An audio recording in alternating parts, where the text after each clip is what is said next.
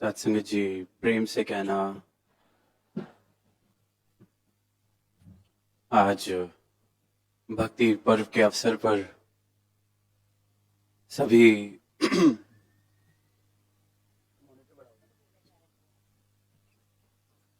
भक्ति पर्व के अवसर पर सभी एकत्रित हैं और हर वर्ष की तरह भक्ति भरे जो जीवन रहे हैं, जो इस सूक्ष्म राह पर अपना जीवन जीते हुए जिन्होंने तोड़ निभाई,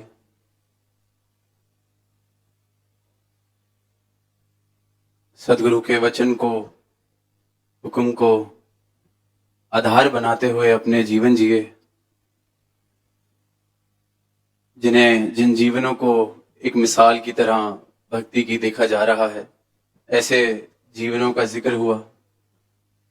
और वहीं निरंकारी राज माता जी का भी जिक्र कि किस प्रकार स्वयं बाबा हरदेव सिंह जी से सुना के सभी शक्तियों के मालिक, पर फिर भी भक्ति करनी कैसे है, अपने शब्दों से, अपने जीवन से, चाहे एक निजी रूप में या जो जीवन सारी ही साथ संगत ने देखा, ना जाने कितने कितने ऐसे मौके बने जब ये जीवन भक्ति भरा कैसे होना चाहिए। तो जब भी या जहां भी ये जिक्र होते हैं ऐसे संतों के, चाहे आज संतोख सिंह जी का जिक्र, एक ऐसे वचन आया, सरोवर की जो जमीन है, यहां ठहरना है, यहां बसना है, इसे संभालना है, और वचन मान लिया गया। और इसलिए आज जिक्र भी है। वचन माना इसलिए नहीं गया था कि कल जिक्र होगा, वचन माना इसलिए नहीं गया था कि भक्ति पर्व समागम पर चर्चा की जाएगी, मिसाल दी जाएगी। वचन माना इसलिए गया क्योंकि वो अपनी भक्ति थी। अगर खुद को सदगुरु का दास कहा तो वचन मानना तो स्वाभाविक हो गया। जो गुरु आखे वो कुछ करना, सेव कमाना सीखिए, तो स्वाभाविक हो गया। तो कोई ऐसी बात नहीं की जो हम कहें कि वाह क्या अनोखा काम है। वचन माना, खुद को भक्त कह रहे हैं, खुद को सदगुरु के दास कह रहे हैं, अपना जीवन अगर इनके ब्रह्म ज्ञान के आधार पर जीने का प्रयास कर रहे हैं, तो सदगुरु का वचन मान लेना स्वाभाविक है। वो कोई गुरसिक कहे कि मैं आज वचन मान के आया हूं तो इस बात की वाहवाही की जाए, तो मतलब कहीं सोच में, होश में, मेरी भक्ति में, या जिसे मैं भक्ति कह रहा हूं, या मेरी परिभाषा जो है, कमी उसमें है। भक्ति तो जीवन जीने का एक ढंग है, एक चुनाव है, एक कला है, जहां भक्त जब इस दातार को पहचान लेता है सदगुरु की कृपा से, तो खुद को सदगुरु के चरणों में यूं समर्पित कर देता है कि अपना सारा कर्ता भाव छोड़ दिया। भक्ति भरा जीवन जीना केवल, अगर संक्षिप्त में कहना चाहें तो इतना ही है कि अब मैं कर्ता नहीं रहा, क्योंकि कर्ता से मुझे मिला दिया गया है। जीवन से कर्ता भाव चले जाना भक्ति वाला जीवन जीना हो जाता है। और ये एक चुनाव है, किसी के ऊपर जोर जबरदस्ती करके किसी को भक्त नहीं बनाया जा सकता। और यही परिभाषा है, सत्य की एक ही परिभाषा हो सकती है, जिसे समझ आ जाए तो वो दुनिया के जिस भी कोने में हो, वो भी वही परिभाषा बोलेगा जो दुनिया के इस कोने में बोली जा रही है। सदगुरु का जब ब्रह्म ज्ञान मिलता है, भक्ति सही मायनों में जीवन में आती है, तो भक्ति की परिभाषा मेरी आपसे अलग नहीं हो सकती, या किसी की मुझसे अलग नहीं हो सकती, क्योंकि भक्ति सत्य है, और सत्य की परिभाषा अपनी अपनी नहीं हो सकती, एक ही हो सकती है। सूरज चढ़ा है तो सबके लिए सत्य है, क्योंकि इस पल का वो सत्य है। और भक्ति और ये ब्रह्म ज्ञान तो आद से सत्य है, जुगाद से सत्य है, आगे भी सत्य रहने वाला है। तो सदगुरु ने ये सत्य दिया है जिसकी प्राप्ति के बाद परिभाषाओं की कोई गुंजाइश नहीं रह जाती। परिभाषाओं की गुंजाइश तब तक है जब तक नाता असत्य से है, माया से है। तो जैसे कि दास ने पहले कहा कि एक भक्त अगर खुद को भक्त कह रहा है या मैं प्रयास कर रहा हूं भक्ति भरा जीवन जीने का, तो वचन मान लेना कोई बड़ी बात नहीं है, ये तो स्वाभाविक है। दूसरी तो कोई चॉइस ही नहीं बचती, चॉइस है ही नहीं। पर क्योंकि जिस समय में हम जी रहे हैं शायद भक्ति उस गहरी तल पर हम भक्ति के नहीं पहुंचे हैं, तो कभी कभी लगता है कि चलो नहीं माना तो कोई बात नहीं, खुद को ही अलाउंस दे देते हैं, नहीं माना तो कोई बात नहीं। और फिर जब आसपास देखते हैं कि हाँ और भी हैं जो नहीं मान रहे, कहा वचन आया कि सरोवर पे रह जाइए, वो रह गए, आज मिसाल दी जा रही है। और कभी कभी एक ही बात कितनी बार कहनी पड़ती है, फिर भी नहीं मानी जाती, फिर भी कोई फर्क नहीं, फिर भी कोई असर नहीं। तो कहने वाला भी कहता है चलो जो कह रहा हूं वो नहीं किया जा रहा, कम से कम जिस चीज की मनाही है वो तो नहीं कर रहे। तो ये समझौता भी फिर कहने वाला ही कर लेता है कि चलो जितना कहते हैं उतना नहीं कर रहे, पर कम से कम जो कहने से मना किया है उस लकीर को तो पार नहीं किया जा रहा।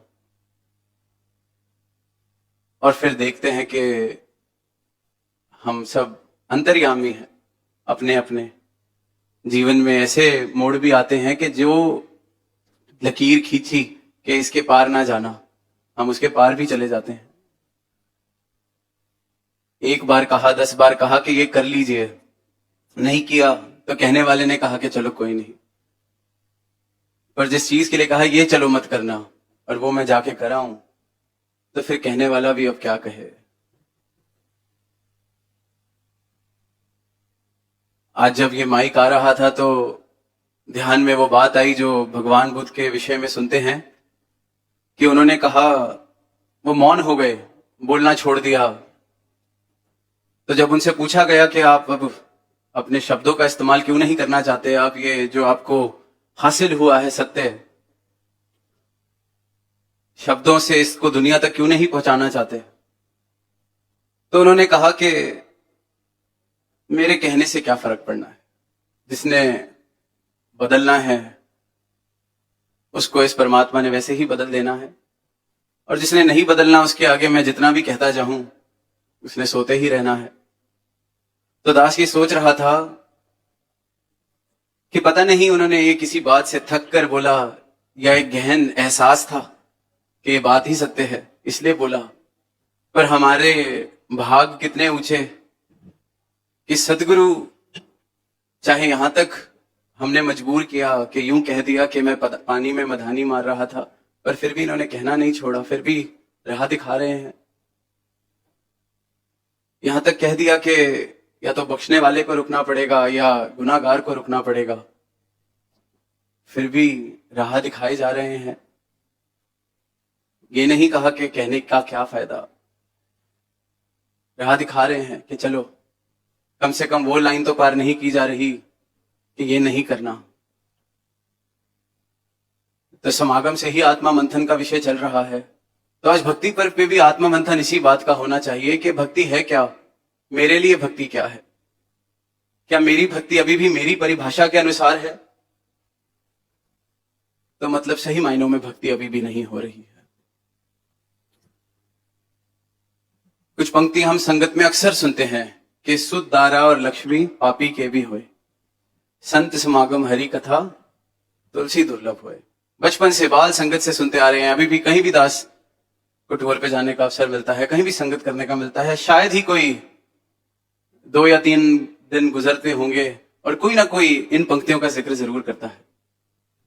मन में बड़े समय से ख्याल था इन पंक्तियों को लेके, आज भक्ति पर्व का अवसर है, पारिवारिक रूप में हम बैठे हैं, तो भाव ये आया कि ये कहना तो बहुत आसान है कि सुध दारा और लक्ष्मी पापी के भी होए, संत समागम हरि कथा तुलसी दुर्लभ होए।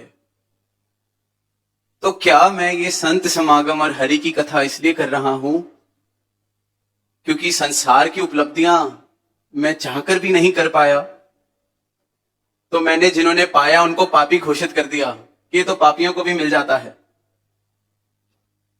मैं तो ये संत समागम कर लेता हूं। चाहत अभी भी संसार की है, चाहत अभी भी उपलब्धियों की है, चाहत यही है कि महल माड़ियां बनानी है,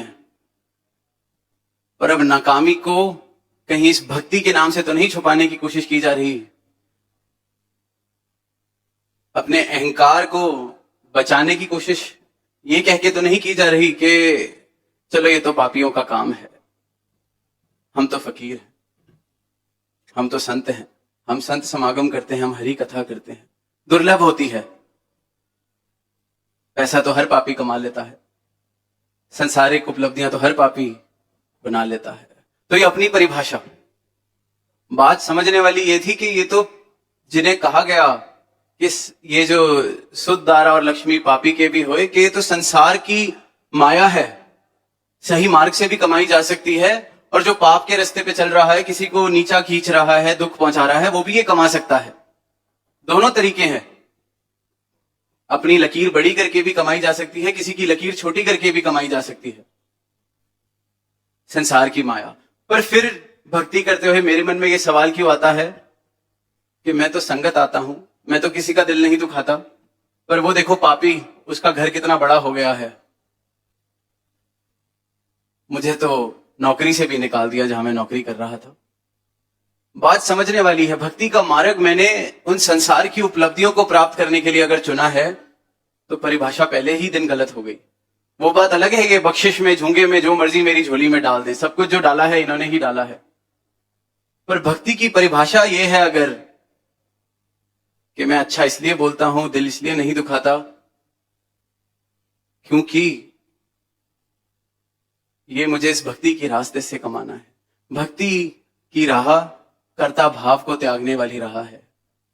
जीवन से कर्ता भाव खत्म हो जाए तो मैं भक्त बन सकता हूं, लेकिन अगर सुध दारा और लक्ष्मी के लिए ही भक्ति की जा रही है और मन में बार बार ये सवाल आ रहे हैं, वो देखो पापियों को मिल रहा है, दिल दुखाने वालों को मिल रहा है, झूठ बोलने वालों को मिल रहा है,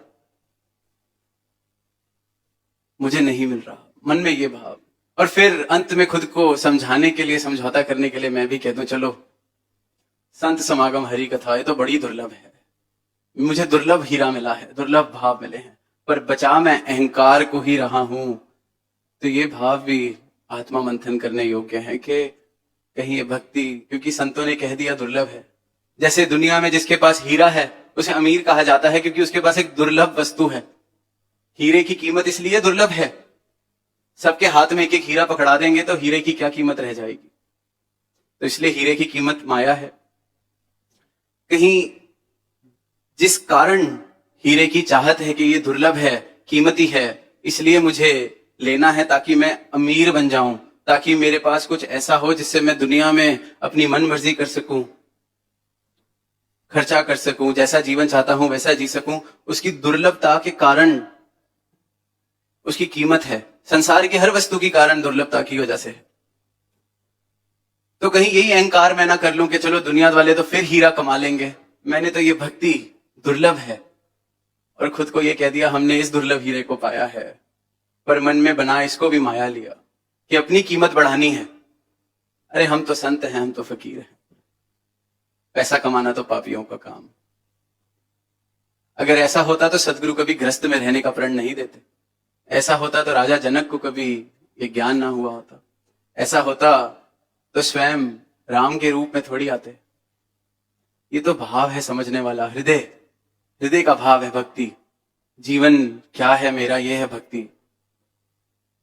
तो चुनाव भक्ति की राह का अगर किया है तो इस बात को समझ लें, इस बात को मान लें कि अपनी परिभाषाएं नहीं चल सकती।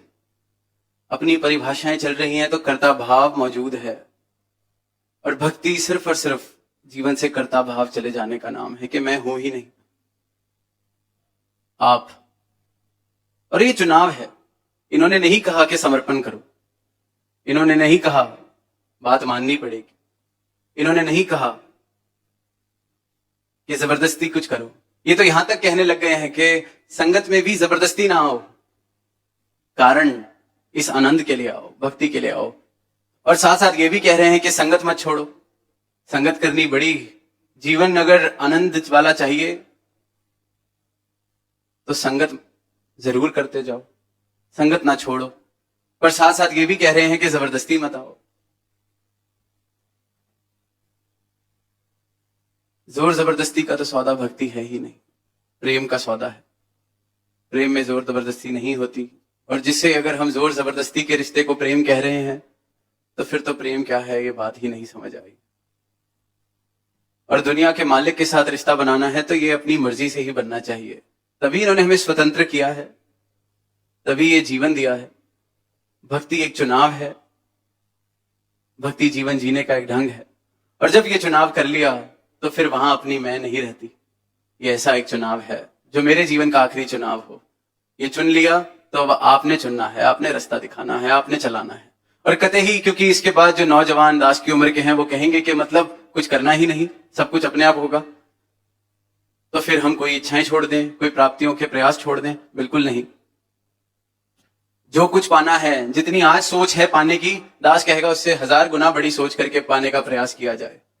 पर नहीं मिला तो मैं करता नहीं था, कर्ता भाव छोड़ना ये कहा गया। अपनी अपनी परिभाषाएं हम छोड़ दें तो भक्ति की राह पर चल पड़ेंगे, भक्ति की राह पर चलने लग गए हैं। क्योंकि परिभाषा बनाने में इंसान बहुत आगे है, अपनी मन मर्जी से कुछ भी बना लेता है।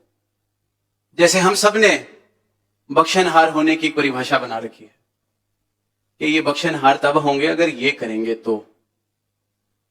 जैसे कभी कभी होता है, मेरे घर नहीं आए, आएंगे, क्यों नहीं आए, मुझसे नाराज हैं, लाइन में नजर नहीं मिली, मुझसे नाराज हैं। खुद ही मैंने कह दिया है मुझसे नाराज हैं, खुद ही मैंने सोच लिया कि यहां आएंगे, ये करेंगे तो ये बख्शनहार हैं। मैं सर्टिफिकेट देने वाला सदगुरु को कौन हूं कि ये बख्शनहार हैं कि नहीं? और इन्होंने कब कहा कि मुझे तुम्हारा सर्टिफिकेट चाहिए? कहे अवतार गुरु दे बाजो, दरगाह रहंदी पत नहीं। दरगाह में तो मुझे ये चाहिए, मेरी तरफ, मेरे पक्ष में खड़े ये मुझे चाहिए, मेरा सर्टिफिकेट इनको नहीं चाहिए कि ये बख्शनहार हैं कि नहीं। जिसदा पख करे तू स्वामी उस बंदे लई मौज बहार। मौज बहार के लिए इनका पख मुझे चाहिए। मैं इन्हें बख्शनहार होने का सर्टिफिकेट दे रहा हूं कि नहीं, इस बात से इन्हें कोई फर्क नहीं पड़ता, ना इन्हें मुझे कहा है। पर कमाल की बात यही है कि ये इकलौता ही दर है इनका जहां मैं इनको सर्टिफिकेट भी दे रहा हूं, जहां अपनी मर्जी से आ भी रहा हूं, जा भी रहा हूं। घर जाके ये भी कहूंगा कि आज संगत में ये ठीक था, ये नहीं था, और फिर कल उठ के दोबारा इनकी संगत में आके इनके आगे खड़ा हो जाऊंगा। ये फिर भी नहीं कहेंगे, बस इतना ही कहेंगे, दिल नहीं लगता कहीं भी जाइए, कोई जबरदस्ती नहीं है। तो अपनी अपनी परिभाषा छोड़ते चले जाएं, अपनी अपनी परिभाषा छोड़ते चले जाएं, इनकी ही परिभाषा हो। तो आज जहां भक्ति पर्व है तो दास भी इस भक्ति की राह पर इनकी कृपा से ये चला रहे हैं और आगे भी चलता रहे। तो अपने लिए एक अरदास आज सुबह से ध्यान था कि सारी ही संगत भी है, सबके सामने, सदगुरु के सामने यही अरदास के अब इन्होंने जो प्रेम दिया है, इन्होंने अपना बनाया है, तो इन्होंने इस प्रकार से इतना विश्वास, इतना प्रेम भी दिया है कि किसी के लिए कहें कि इन्हें बख्श दो महाराज तो ये बख्श देते हैं। कोई कहे कि इसकी परिभाषा के अनुसार भी इसे बख्श दो, इसकी परिभाषा ये है कि अगर इसे ये मिल जाएगा तो मतलब ये समझेगा इसे बख्श दिया आपने, ये तब भी बख्श देते हैं। तो अपने लिए अरदास ये है कि हृदय और भाव हमेशा यही देना कि खुद भी कभी मन में किसी के लिए ये भावना है कि इसे दास ने नहीं बख्शना, खुद तो बख्शता जाए और खुद आपके आगे भी सबके लिए बख्शिश ही मांगे, पर साथ में इतनी समझ देना कि बख्शिश जो आपकी परिभाषा है, दास कभी ये जिद ना करे कि इसको उसके अनुसार बख्श दो। आपकी जो बख्शिश है, बख्शना आपने है। लोग कहते हैं बख्श दो तो इन्होंने अपने दर में आना जाना हमें दिया हुआ है, तो बख्शा ही तो हुआ है। कई बार हम परिभाषा बना लेते हैं, किसी की कोई सेवा बदल गई, कोई मुखी था वहां से हट गया, अरे उसको बख्श दो। बख्शने की परिभाषा ये कहां से हो गई कि मैं मुखी ही बना रहूं, या मैं जिस रास्ते से आप पिछले वर्ष आए थे इस रास्ते से दोबारा हो नहीं आए तो मतलब आपने बख्शा नहीं। तो दास कभी भी अरदास करे आपके आगे किसी को बख्शने की, तो आप जी अपनी परिभाषा के अनुसार ही बख्शना, और इतनी समझ दास को देना कि ये भाव कि मैं तो बख्शवा ही रहा था, ये तो भक्ति ही है, पर ये बात भी कहीं मेरी परिभाषा ना बन जाए कि मैं तो बख्शवा ही रहा था, इसमें गलत क्या था। आपका जो ध्यान आप करता है, अपनी परिभाषा मेरी कोई ना हो इस राह पर, तो आनंद है। और ये याद रहे कि मुझे कोई अधिकार नहीं, ना इन्होंने मुझसे कोई सर्टिफिकेट मांगा है। दरगाह में मुझे ये अपने पक्ष में चाहिए, भक्ति ये है। अपनी परिभाषा के अनुसार जो कुछ किया जा रहा है वो भक्ति नहीं। तो अरदास यही कि मन में कभी ये भावना आए कि कहने का क्या फायदा, आप जी कह रहे हैं तो हम भी कभी ना थके। आप ये आशीर्वाद दो, जैसा आप जी का ध्यान है वैसा ही भाव हर एक संत का हो, उसी भाव से सब सेवा करें, उसी भाव से सब सत्संग में आए, उसी भाव से ये भक्ति का आनंद सब माने। अपनी अपनी परिभाषाएं आप सबकी खत्म कर दो। जो आप जी का ध्यान, जो आप जी की परिभाषा, सिर्फ और सिर्फ इतनी ही बात रह जाए। कहना बड़ा आसान हो जाता है, विचार खत्म हुई, संगत खत्म हुई, पीछे कोई मिलेगा कि आज तो आपने रुला दिया। चाहे परिवार में, चाहे जो निकट में है, बड़ा आसान है, आज आपके विचार ने झंझोड़ दिया। तो सतगुरु मनोरंजन के लिए विचारे नहीं करते, फीडबैक लेने के लिए विचारे नहीं करते। सिर्फ ये कह देने से कि आज आपने रूह को हिला दिया, आज आंसू आ गए, आंसू आ रहे हैं, आंसू लेके खड़े हो गए उनके आगे कि आज आपने क्या कह दिया, आज आपने गुरदास की परिभाषा बता दी। तो फीडबैक मैकेनिज्म नहीं है।